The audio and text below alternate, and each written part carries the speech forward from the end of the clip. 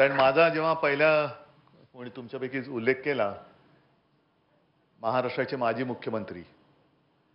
मी कपिलला म्हटलं मुख्यमंत्री होतो तेव्हा लाडका होतो. कारण ती एक प्रथा पडलेली आहे, पायंड आहे. कोणी असला तरी राज्याचे लाडके मुख्यमंत्री. पण असं कोणी म्हणत नाही महाराष्ट्राचे लाडके माजी मुख्यमंत्री. पण मला मुख्यमंत्री माजी आजीचा समन्वय तुम्ही कुटुंब प्रमुख मानताय हे फार माझ्यासाठी महत्वाचं आहे. कारण शेवटी माझे कुटुंब माझी जबाबदारी ही एक आपल्या कोरोना काळातली एक टॅगलाईन होती. काही जण तुम्हाला माहिती आहे कोणाला काय बोलण्याची गरज नाही, घराणेशाहीवरती बोलतात, आणखीन काय बोलतात ते बोलू द्या. आज तुम्ही मला महात्मा फुलेंची पगडी आणि ती घोंगडी दिली. मी कपिलला म्हणत होतो मला ती कृपा करून घालू नका, मी हातात घेतो, नमस्कार करतो. कारण ती पगडी पेलवण्यासारखं डोकं असावं लागतं. ते जर का नसेल तर अशी रिकामी डोकी खूप आहेत की त्यांच्यावरती तुम्ही काही घातलं तरी फिट बसून जातं. आणि मग आपल्याला प्रश्न पडतो की टोपी खाली दडलंय काय. आहोत ते असे आहोत, सरळ सरळ उघड उघड जे काय आहोत तसं राहावं. कारण शिवसेना प्रमुख मला नेहमी सांगत होते की उद्धव एक लक्षात ठेव, केवळ आणि केवळ तू लोकांना आवडावा म्हणून कोणताही मुखवटा घालू नकोस. मी जसा आहे तसा आहे, एक तर स्वीकारा किंवा नकारा. आणि त्याच पद्धतीने मी पुढे जातोय. एक मोठी आश्चर्याची गोष्ट अशी की ज्याचा उल्लेख 21 पेक्षा जास्त वेळा झाला तो तुमच्यातल्या फुटीचा. आणि 21 वेळा म्हणजे 21 सगळे पक्ष हे माझ्यासोबत येण्यासाठी एकत्र आलेत, हे माझं खरंच मोठं भाग्य आहे. कारण जुने फोटो आहेत, मला ते जुना तो काळही आठवतो. साहजिकच आहे, माझा जन्म 1960 सालचा, म्हणजे तोपर्यंत संयुक्त महाराष्ट्राची चळवळ संपलेली होती. मुंबई महाराष्ट्राने मिळवलेली होती, मिळाली नाही, मिळवलेली होती. आणि मग एक एक एक एक मी नावं ऐकत होतो, आजोबांकडनं ऐकायचो, बाळासाहेबांकडनं ऐकायचो, त्याच्यामध्ये आचार्य आत्रे होतेच. विशेष म्हणजे सगळेच, म्हणजे एस एम जोशी असतील, अमर शेखनं माझ्या घरी बघितलेलं आहे, सेनापती बापटानं सुद्धा घरी आलेलं पाहिलेलं आहे. ही सगळी माणसं मोठी होती. हे सगळं आठवण्याचं कारण काय की माझ्या वाट्याला जो आला तो काळ होता तो आत्रे ठाकरे वाऱ्याचा होता. दुर्दैव होतं ते की एक काळ असा होता, माझे आजोबा आम्हाला सांगायचे की रात्री किती वाजले तरी माझे आजोबा आचार्य आत्रेंना बाबूराव म्हणायचे. आणि ते वाट बघत बसायचे, अरे बाबूरावचा फोन नाही आला अजून. मग तो फोन आल्यानंतर काय, हे माझ्या जन्माच्या आधीची गोष्ट आहे. मग ते झोपायचे. पण हा वाद चालू असताना शिवसेना प्रमुख मार्मिकमधलं व्यंगचित्र काढत होते, आजोबा लेख मार्मिकमधलं लिहित होते, समोरून आचार्य आत्रे मराठामधून लिहित होते. हा वाद चालला होता. पण कधीही आम्ही मुलं आजूबाजूला असताना किंवा घरामध्ये आचार्य आत्रे किती वाईट आहेत, तो कसा नालायक आहे, असं कुठेही कधी आमच्यासमोर बोललं गेलेलं नाही. आमच्यासमोर नेहमी आत्रे म्हणजे मोठीच व्यक्ती आहे. एस एम जोशी असतील, सगळ्यांबद्दल त्यांचं जे मोठं कर्तृत्व आहे त्या कर्तृत्वाला कधीही लहान ठरवण्याचा प्रयत्न नाही झाला. लढाई होत असते, विचारांची लढाई होते. आमची लढाई विचारांशी होती, व्यक्तींशी नव्हती. त्याच्यामुळे आपण आज परत एकत्र येऊ शकलो. अगदी जी एल रेड्डी असतील, तारा रेड्डी असतील, अहिल्याताई असतील, आत्ता संजय तुम्ही उल्लेख केला, मृणालताई, हे सगळे आपण लढलो ना. म्हणजे आपणच त्यावेळेला त्यांना लाटणंवाली बाई म्हणालो होतो, पाणीवाली बाई म्हणालो होतो. पण प्रत्येकजण आपापल्या ठिकाणी हा योग्य होता. आपले विचार कदाचित पटले नसतील, विचार वेगळे होते, वेगळे आहेत, वेगळे असायलाच पाहिजेत, पण उद्देश एक आहे. आज आपण सगळे एकत्र जमलेलो आहोत. सगळ्या जुन्या आठवणींना उजाळा आपण देतो. आठवणी आपल्या खूप चांगल्या आहेत, पण आठवणींना उजाळा देऊन जे आपलं अंधकारमय भविष्य दिसते त्याच्यात काही उजेड पडणार आहे का, त्याच्यात काही आपण उजेड पाडू शकणार आहोत का. कारण आता तो एक त्याला म्हणतो ना, एक टर्निंग पॉईंट आलेला आहे, एका वळणावरती आपण उभे आहोत. आपण नेमकं जायचं कुठे. दरवेळेला समाजवादींनी एक दिशा दाखवली, ठीक आहे. आता तुम्ही सांगितलं ना केडर है, अरे केडर है तो क्या डर आहे ना, मजबूत आहोत आपण. केडर जर असेल तर डर कशाचं, म्हणजे कर नाही त्याला डर कशाला, पण इकडे केडर असेल तर डर कशाला पाहिजे. कारण शेवटी नेते एक काही त्यांचं काय करायचं असतं ते करत असतात. पण कार्यकर्ता जो असतो तो खरा महत्वाचा असतो. म्हणून माझ्या शिवसेनेत सुद्धा आमच्याकडे मी पक्षप्रमुख आहे, पण सगळ्यात माझ्या दृष्टीने महत्वाचं पद असेल तर ते आमचा गटप्रमुख आहे. जो खालच्यात खाली असतो त्याला कळतच नाही. पण एक दहीहंडीसारखं जर का तुम्ही विचार केला, तर वरची हंडी फोडताना थरावर थर लागत जातात. तसे ते पदाधिकारी असतात. खालचं स्तर जर का बाजूला झालं तर हंडी फुटणार कशी? आणि तो कार्यकर्ता हा नाही विचार करणार माझ्यावरती 4 थर लागतायत, ओझा आहे, हा वरती चढणारा हंडी फोडणार, त्याच्या तोंडावरती बचकन दही पडणार, मग माझं काय होणार? नाही त्याच्या वाट्याला कधीतरी आले तर त्या मडक्याचे खापरे पण पडत असतील अंगावरती. पण तर बोलतो नाही हंडी फोडायची म्हणजे फोडायची.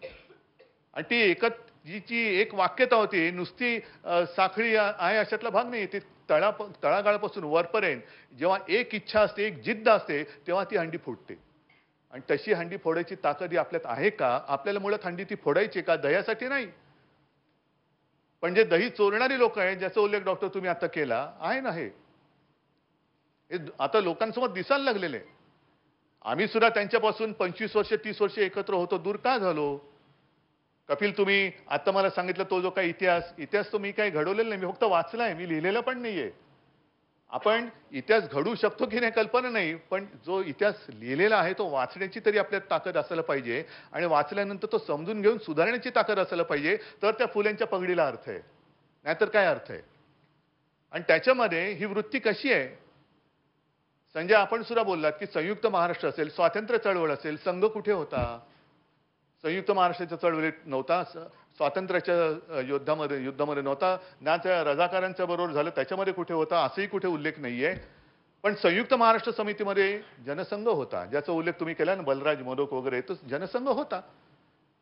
आणि हे लिहिलेलं मी वाचून तुम्हाला सांगतो, यदी फडक्याने लिहिलेलं आहे की त्यावेळेला त्या संयुक्त महाराष्ट्र समिती, आता जसे तुम्ही सोबत आलेलात, महाराष्ट्रासाठी आलेलात, देशासाठी आलेलात, तसं मुंबईसाठी सगळे पक्ष एकत्र आले होते. म्हणून मग आत्रे ठाकरे वगैरे सगळे एकत्र आले होते, डांगे होते, सगळे एकत्र आले होते.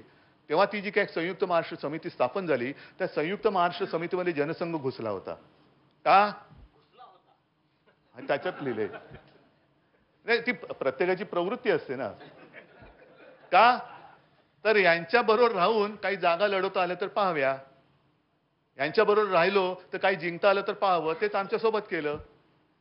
नाहीतर आम्ही 1987 साली जी पहिली देशातली, मला असं वाटतं पहिली पोटनिवडणूक असेल की जी हिंदुत्वाच्या विषयावरती जिंकली गेली, लढवलेली नाही म्हणत मी, जिंकली गेली म्हणतो. त्यावेळेला भाजप काय करत होता? ज्ञानेश मला वाटतं तेव्हा गांधीवादी समाजवादी वगैरे अशाकडे भाजपा होता. पण जेव्हा त्यांना कळलं की अरे हिंदू मतं एकत्र आली तर निवडणूक जिंकू शकतो, मग आमच्या सोबत आले ते. आणि करता करता एवढे मोठे झाले की आता त्यांना कोणाची गरज वाटेनाशी झालेली आहे. ही जी वृत्ती आहे ना ती घातक आहे. संकटाच्या वेळेला जो सोबत येतो, आज तुम्ही माझ्या सोबत आलात, तुम्ही मला सांगितलं आमचं कोणतेही मागणं नाही, भले मागितलं तर मी देऊ काय शकतो तुम्हाला? आता माझ्या हातात काहीच नाहीये, मी आज कोणीच नाहीये. मग अशा वेळेला तुम्ही मागू तरी काय शकता आणि मागितलं तर मी देऊ तरी काय शकतो? पण अशी जेव्हा युती होते, अशी जेव्हा मैत्री होते, तेव्हा ती मैत्री चिरकाल टिकते, जेव्हा काहीच आपल्याकडे नसते. सत्ता असताना येतात ते वेगळे, पण नसताना लढण्यासाठी येतात, हे फार महत्वाचं आहे. ही याला खरं नातं म्हणतात. पण भारतीय जनता पक्षाची त्यावेळेला जनसंघापासूनची जी काय वाटचाल पाहिली आपण, तर जिथे जिथे एक तर दुसरं कोणाला मोठं होऊ द्यायचं नाही, दुसरा कोणी मोठं होत असेल तर एक तर त्याच्यासोबत जायचं, त्याची विल्हेवाट लावायची, त्याला संपवायचं आणि आपण आपलं पुन्हा त्याच्यावर मोठं व्हायचं, ही यांची वृत्ती आहे. अगदी तुम्ही नितीशजींचा उल्लेख केला, आता नितीश आणि लालू एकत्र आलेत, पण त्या दोघांचं सुद्धा सरकार एकत्र चालू असताना मध्ये घुसून फोडलं कोणी होतं? यांनीच फोडलं होतं. काय फोडायची गरज होती? बरं, ते तर नितीश आणि लालूजींचं सरकार तर जाऊ द्या, शिवसेना भाजपा युती जी होती, ती युती तोडायचं कारण काय होतं? काय आम्ही हिंदुत्वापासून लांब गेलो होतो? आज कदाचित आपण एकत्र आलो, तुम्ही मला बोलवलं, समाजवादींनी शिवसेनेला उद्धव ठाकरेंना बोलवलं, उद्धव ठाकरे गेले. समाजवादी म्हणजे कसे, उद्धव ठाकरे कसे, शिवसेना हिंदुत्ववादी, हे कोण? ठीक आहे ना, आम्ही आलो एकत्र. जर तिकडे गुजरातमध्ये नरेंद्र मोदी स्टेडियममध्ये पाकिस्तानी क्रिकेटर्सवरती फुलांचा वर्षाव भाजपा करू शकत असेल, तर मी शिवसेना म्हणून समाजवाद्यांशी बोलू शकत नाही? मी का बोलायचं नाही? तुम्ही काय देशाच्या बाहेरून आलात? सरहद्दीच्या पलीकडून तुम्ही आलेलात? आपण ते इकडेच राहतो. अरे ठीक आहे, आमच्यात जे काय होते मतभेद टाकले गाडून तुम्हाला गाडण्यासाठी. काय बोलताय बोला. बोला पुढे काय बोलायचंय. आहे समाजवादी माझ्यासोबत आलेत, आहेत त्याच्यात मुस्लिम लोक सुद्धा आहेत, पण ते या देशावरती प्रेम करणारे आहेत, या देशावरती प्रेम करणारे आहेत. आम्ही कुठे जाऊन म्हणजे पाकिस्तानमध्ये जाऊन आम्ही प्रचार नाही करत आहोत. इथेच जे माझे लोक राहत आहेत त्याच्यात अगदी मुसलमान असले तरी देखील ते देशावर प्रेम करतायत आणि ते सोबत आले या देशातली लोकशाही टिकवण्यासाठी, जिवंत ठेवण्यासाठी. तर तुमच्या पोटात दुखण्याचं कारण काय. कारण आता ज्या पद्धतीने आपण चाललेलो आहोत हे सगळ्यांना दिसायला लागलेलं आहे. फक्त आधी उडी कोण मारतोय, मारले आम्ही मारले उडी, प्रवाहाच्या विरुद्ध पोहण्यासाठी उडी मारले. काय प्रवाहामध्ये जर काय असेल ताकद आम्हाला थांबून दाखवा. प्रवाह तर आम्ही थांबवूच, पण प्रवाहाला ताकद असेल तर आम्ही उलटं पोहतोय, आम्हाला थांबून दाखवू. या जिद्दीने आम्ही उतरलेलो आहोत. कारण नुसतं काहीतरी पाहिजे म्हणून उतरलेलं नाहीये, तर महाराष्ट्राला काहीतरी विचाराची परंपरा आहे, कर्तृत्वाची परंपरा आहे. ही सगळी जी काय आपण नावं घेतो ही नावं म्हणजे ज्या महात्मा फुलेंनी महिलांना शिकवण्यासाठी, अगदी सावित्रीबाई फुलेंनी स्वतः ती शेणमार धोंडमार सगळं काही सहन केलं, पण कुठे झुकले नाहीत. नाहीतर सगळे एकदा शेणमार झाल्यानंतर जसं आता टीका आता आले ना सोशल मीडिया ट्रेंडिंग आणि ट्रोलिंग, जरा ट्रोल झाले. महात्मा फुले आणि सावित्रीबाई बसले असते, अरे बापरे आज आपल्याला काय म्हणतात ते टीका केली, ट्रोल केले, दिलं सोडून. नाही, शेणमार झाल्यानंतर सुद्धा उभे राहिले. म्हणून आज मी म्हणेन देशाला दुसऱ्या महिला राष्ट्रपती लाभल्या. हा महात्मा फुलेंच्या त्या अथक प्रयत्नांचा विजय आहे, अथक प्रयत्नांचा विजय. आणि एवढी सगळी परंपरा असताना लढायचं कसं हे महाराष्ट्राला शिकवण्याची गरजच नाहीये, अजिबात गरज नाहीये. फक्त आपण जे काय अनुभव आपल्याला आलेत त्यातून आता शहाणं व्हायला पाहिजे. म्हणजे अगदी हा संयुक्त महाराष्ट्राचा काळ झाल्यानंतर मग आणीबाणीचा काळ, त्याच्यामध्ये सुद्धा तुम्ही सगळे लढला होतात. अगदी तेव्हा पु ल देशपांडे, दुर्गाबाई, इतर कोणत्याही पक्षाशी संबंध नसलेली लोक ही प्रत्येक पातळीवरती जेव्हा त्याला विरोध होतो तेव्हा आपल्याला विजय मिळतो. पु ल देशपांडे उतरले होते मैदानात, दुर्गाबाई म्हणजे दुर्गाबाई तर दुर्गादेवीचं रूप धारण करूनच उतरल्या होत्या.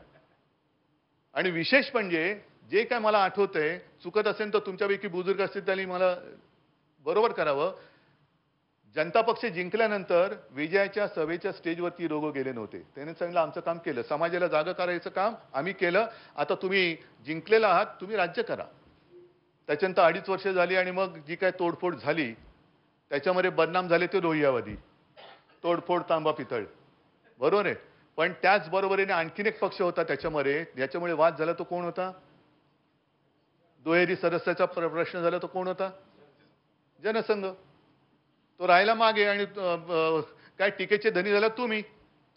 त्याही वेळेला जनता पक्ष फोडण्यामध्ये दुहेरी सदस्याचा जो काही वाद झाला की त्यांनी त्यांची ती संघाची सदस्यत्व ठेवायचं आणि पण यांची पण ठेवायची, बाकीचे पक्ष म्हणाले असं आम्ही नाही ठेवलेलं, आम्ही फक्त एकच पक्ष सदस्य नोंद केलेलं आहे, पण तुम्ही दुहेरी ठेवणार. त्यातनं सगळी फाटाफूट झाली. म्हणजे परत तेच कोणाचं चांगलं चाललंय तिकडे घुसायचं. विघ्न संतोषीपणा ज्याला म्हणतात तो याला म्हणतात विघ्न संतोषी. आम्हाला आनंद कसलाय, देशात सगळी बर्बाद झालेले देश, मारामाऱ्या चाललेल्या आहेत, दंगली चाललेल्या आहेत, खून खराब आहेत, महागाई आहे, आनंद वाटतोय. ह्याला ही विघ्न संतोषी वृत्ती गाडण्यासाठी आज आपल्याला एकत्र यायला पाहिजे. डॉक्टर, आपण माझा उल्लेख केला करोनाच्या काळामध्ये. मी काय केलं करोनामध्ये, मी फक्त सांगत गेलो. तसंच आज सुद्धा मी सांगायचं काम करतोय. पण तेव्हा जर का तुम्ही आणि जनतेने मी सांगितलेलं ऐकलं नसतं तर काय झालं असतं, हा एक महत्त्वाचा प्रश्न होता. मी काय सांगत होतो, मास्क घाला, हात धुवा आणि अंतर ठेवा. आज सुद्धा तेच सांगतोय, थोडं अंतरच ठेवा, अंतर ठेवा. कारण आता हे तोंडाला पट्टी लावायला लागलेत. आपण मास्क घालायची गरजच नाही, तेच पट्टी लावतायत. पत्रकारांना सुद्धा ज्या पद्धतीने धाडी टाकल्या जातात, ज्या पद्धतीने त्यांचे सगळे लॅपटॉप फोन बिन सगळे जप्त करून त्यांच्या मागे एक चौकशीचं शुल्क कष्ट लावलं जाते, गप्प केलं जाते. मग करोनासाठी आपण मास्क लावत होतो, हे आता विरोधकांच्या तोंडाला मास्क लावतायत. मग यांच्यापासून दोन हात न धुता मागे लागलं तरी चालेल, पण 2 हात लांब राहायला पाहिजे. हे मी सांगतोय, हे तुम्ही लोकांना सांगायला पाहिजे, तुम्ही सांगायला पाहिजे. तुम्ही सगळे आलेलं तुमचं तुम्ही म्हणता ना केडर आहे, हे केडरच आपल्याला पाहिजे. कारण मी एक शिवसेनेला कार्यक्रम दिलेला आहे, मला असं वाटतं तो तुम्ही सुद्धा तुमच्या नेटवर्कमधून केला पाहिजे, गावोगावी खेडोपाडी. मी काय कार्यक्रम दिला 2014 साली जेव्हा मोदीजी जिंकले तेव्हा एक वाक्प्रचार हे झाला होता, अरे त्याच्यामुळे ते जिंकले. कोणता प्रकार होता तो, चाय पे चर्चा, बरोबर ना. आता मी काय त्यांच्या घरी चहा पण प्यायलो नाही, हा चर्चा केली होती, पण त्या चर्चेचं त्यांनी काय नंतर वाटोळं केलं. त्याच्यामुळे चाय पण नाही आणि चर्चा पण नाही. तर ते सोडा, पण चाय पे चर्चा त्यांनी केली होती. आता मी शिवसेनेला कार्यक्रम दिलेले होऊन जाऊ दे चर्चा. होऊन जाऊ दे चर्चा. म्हणजे काय, की आता 9.5 वर्ष जवळपास झाली. देशाच्या आयुष्यातली 10 वर्ष, देशाच्या आयुष्यातली 10 वर्ष ही फार मोठी असतात. आम्हाला तर काय इनमीन 3 पण वर्ष नव्हती मिळाली. 2.5 वर्षामध्ये 2 वर्ष तर त्या कोरोनानेच खाल्ली. उरलेले 3-4 महिने माझ्या ऑपरेशननी खाल्ले. तरी सुद्धा तुम्ही मला कुटुंब प्रमुख मानता. मग आत्ता जर काही 2.5 वर्ष मला मिळाली असती तर नक्कीच मी आपला महाराष्ट्र नेला असता आणखीन पुढे. पण 10 वर्ष आपल्या देशातली ही त्यांना दिल्यानंतर मला लोकांना म्हणजे सगळ्यांना तुमच्या माध्यमातून सुद्धा हेच सांगायचं आहे की तुम्हाला आता शाहरुख खाननी पिक्चर काढला ना पठाण. पठाण तुम्ही नेता निवडताना सुद्धा विचार करून निवडा. जवान नाही जवान जवान सॉरी जवान पठाण नाही जवान जवान नाही काय जास्त मी पिक्चर बघत नाही थोडा लांबच राहतो तिथपासून पण हा जवान मुद्दामून बघितला होता जवान. तर नेता निवडताना सुद्धा तुम्ही विचारपूर्वक करा. कारण मत देतो आपण ते ईव्हीएमचा वगैरे घोटाळ्याच्या नंतर पण निदान आपण तिकडे जाऊन तासनतास रांगेत उभं राहून पाणी बिणी काही नसताना सुद्धा उभं राहून मतदानाचं कर्तव्य करतो. पण मत कोणाला देतोय हे जर नीट विचार करून नाही दिलं तर नंतर मग काय डोळे उघडे असले काय बंद झाले तरी काय फरक पडणार नाही. आणि मधल्या काळामध्ये मला वाटतं 1-2 महिन्यापूर्वी एक बातमी वाचली की एक कोणतरी आपल्या इथलाच नागरिक आहे महाराष्ट्रातला त्यांनी स्वतःचं बोटच कापून टाकलं. का तर ज्या बोटाने मी भाजपला मतदान केलं ते बोटच मला नको एवढा तिरस्कार त्याच्या मनात आला कारण त्याचं भ्रमनिरास झाला. भ्रमनिरास काय मी करून बसलो कोणाच्या हातामध्ये मी माझं नाही तर माझ्या देशाचं भविष्य दिलं. आपण ते आपल्याला कोणतरी आवडतं म्हणून नाही तर एक विचार करा मी माझं नाही माझ्या देशाचं भवितव्य त्यांच्या हातामध्ये देतोय. आज सुद्धा शशांक तुम्ही जे बोललात सगळं कंत्राटी पद्धत आली ही पद्धत आली काढा ना. 10 वर्षापूर्वी काय होतं मग ते मोदीजींचीच भाषणं येतील. गॅस सिलेंडर पेट्रोल के दाम नीचे गए कि ऊपर गए रुपया नीचे गए कि ऊपर गया. आजही मला आठवतं प्रमोद महाजनांचा एक खूप पूर्वी कधीतरी इंटरव्ह्यू पाहिला होता किंवा त्यांनी ते भाषण ऐकलं होतं. त्यांना विचारलं होतं तुमचं भारताच्या भवितव्याबद्दल काय स्वप्न आहे आणि त्यांनी सांगितलं होतं की माझं स्वप्न एकच आहे की रुपया आणि डॉलर हे बरोबरीत आले पाहिजेत. रुपया आणि डॉलर. मग 2014 साली डॉलरचा भाव काय होता जेव्हा एवढी बोंबाबोंब झाली 45 असेल किंवा काय असेल तो असेल तो सर्च मारला तर मिळेल. आणि आज काय झालेलं आहे 85 म्हणजे दुपटीपेक्षा जास्त झाला जवळपास दुप्पट त्याच्याहून जास्त. तरी सुद्धा आमच्यामुळे नाही युक्रेनचं लढाई सुरू आहे. आता आणखीन वाटलं आमच्यामुळे नाही ते नेत्यानेहूमुळे झालेलं आहे. पण नेत्यानेहूचं सुद्धा उदाहरण देण्याच्या बरोबरीने एक गोष्ट लक्षात घ्यायला पाहिजे हे आत्ताचं युद्ध तिकडे सुरू झालंय कसं झालं काय झालंय एवढं इस्रायल गाफील कसं राहिलंय हा प्रश्न हे काही जणांच्या मनात प्रश्न आलेले आहेत. पण त्याआधी नेत्यानेहूंच्या विरुद्ध सुद्धा लाखो लोक इस्रायलमधली त्यांच्या विरुद्ध रस्त्यावरती उतरली हे आपण लक्षात घेतलं पाहिजे. म्हणजे नेता किती मोठा असला तरी जर पटत नसेल का ते सुद्धा तुमच्या लक्षात असेल की न्यायालयाने दिलेल्या निर्णयाच्या विरुद्ध काही करण्याचा अधिकार त्या सरकारकडे त्यांनी घेतला म्हणून त्याच्या विरुद्ध लोक रस्त्यावरती उतरली. याला म्हणतात लोकशाही. आपण नुसतं बचावात्मक राहायचं काय करणार तर काहीच करू नका. पण करणार असाल तर मीच करेन या एका जिद्दीने उतरणार असाल तर सोबत या. मीच म्हणजे मी नाही तुम्ही स्वतः. आणि ठरलं तर करायचं म्हणजे करायचं. कारण 2012 साली जेव्हा आम्ही महापालिका लढत होतो गोपीनाथ मुंडे आणि आम्ही एकत्र बसलो होतो तेव्हा युती होती आमची युती झाली होती. आणि गोपीनाथ मुंडे माझ्याकडे आले उद्धवजी काय करायचं आपल्याकडे नवीन काहीच नाहीये कसं जिंकायचं. पृथ्वीराज चव्हाण तेव्हा होते विरोधात त्यांनी सांगितलं होतं की या निवडणुकीनंतर शिवसेना दिसणारच नाही. मग एवढं सगळं वातावरण होतं काय करायचं म्हणजे थांबा आपण बघू काहीतरी. आणि पटकन एक शब्द लक्षात आला आणि त्याच्यावरतीच आपण जिंकलो. तर नुसता शब्द नाही तर आम्ही फोटो पण लावले. तो शब्द होता करून दाखवलं. आणि मुंबईमध्ये जी त्यावेळेला गेल्या 5 वर्षात केलेली कामं होती ती आम्ही लोकांसमोर ठेवली आणि लोक म्हणाले अरे हो हे यांनी केले हे यांनी केले आणि त्या एका करून दाखवल्या शब्दाने पूर्ण आमच्या विरोधकांचा सुपडा साफ करून टाकला. आता आपल्याला ठरवलं पाहिजे की आम्ही करून दाखवणारच. जसं जॉर्ज साहेबांनी कारण जॉर्ज साहेब आणि बाळासाहेबांचे संबंध फार थोड्या लोकांना माहिती असतील. विचित्र रसायने होती दोघंही. म्हणजे टीका करायचे ते कडाडून टीका करायचे पण समोर आले की एकमेकांची अरेतुरीची मैत्री. म्हणजे मी मुद्दामून सांगतो की जॉर्ज साहेब मंत्री झाल्यानंतर घरी यायचे, पण तोपर्यंत थोडे हळूहळू जरा थकायला लागलेले होते. मग बाळासाहेब म्हणायचे, अरे जॉर्ज काय रे, तुझी एकदम भेंड्याची भाजी झाली, कुठे गेला तो जॉर्ज. मग जॉर्ज साहेब काहीतरी बोलायचे, पण त्याच्यानंतर दोघं एकमेकाच्या तब्येतीची विचारपूस करायची, एकमेकाला काही औषधं सुचवायचे. म्हणजे तो असा वेगळा असा एक अनुभव होता. पण लढले त्यावेळेला एकदम टोकाला जाऊन लढले, मग त्याच्यात कुठेही नाहीये. पण ही लढाई विचारांची होती, त्याच्यामुळे व्यक्ती एकत्र राहिल्या, व्यक्ती सोबत राहू शकल्या, मैत्री कायम राहिली. पण हे विचार लढत राहिले. विचार नाही पटत, तुमचे नाही पटत, माझे नाही पटत. पण जॉर्ज साहेबांचं सुद्धा ते एक वैशिष्ट्य होतं.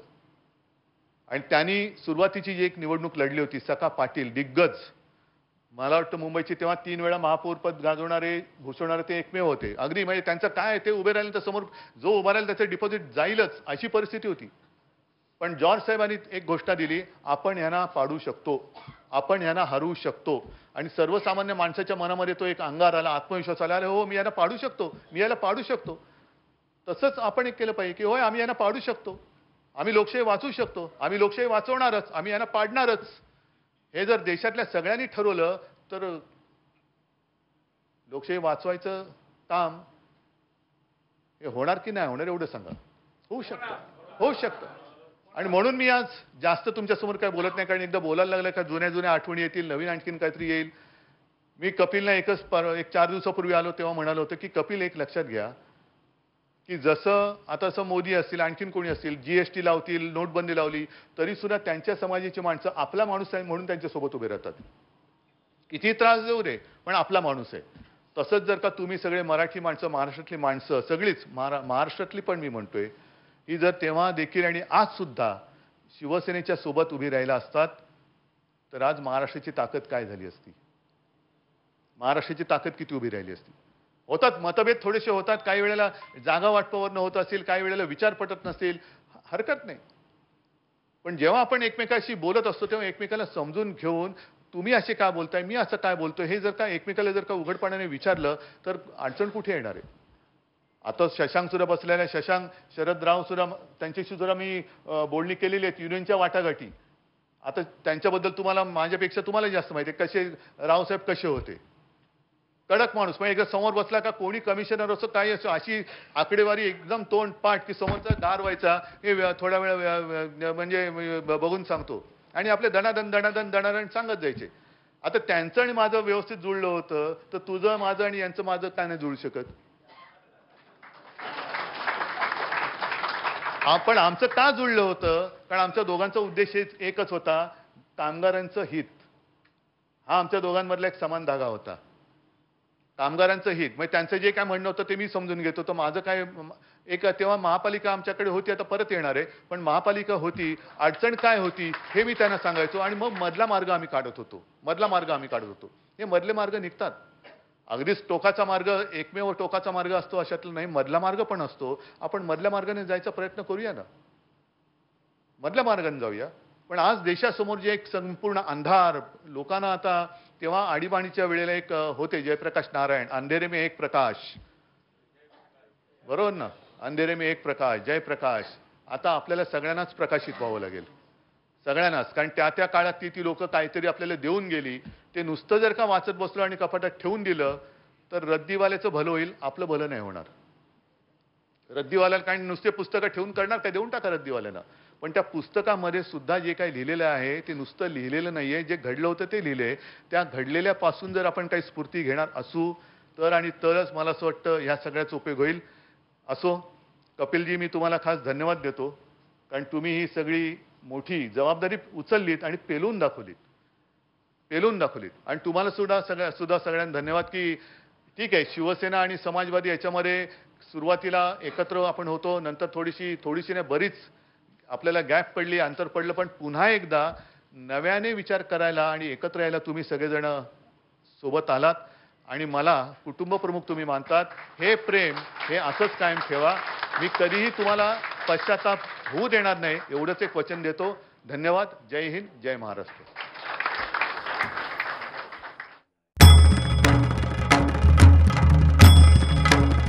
भंडाऱ्याची उधळण म्हणजे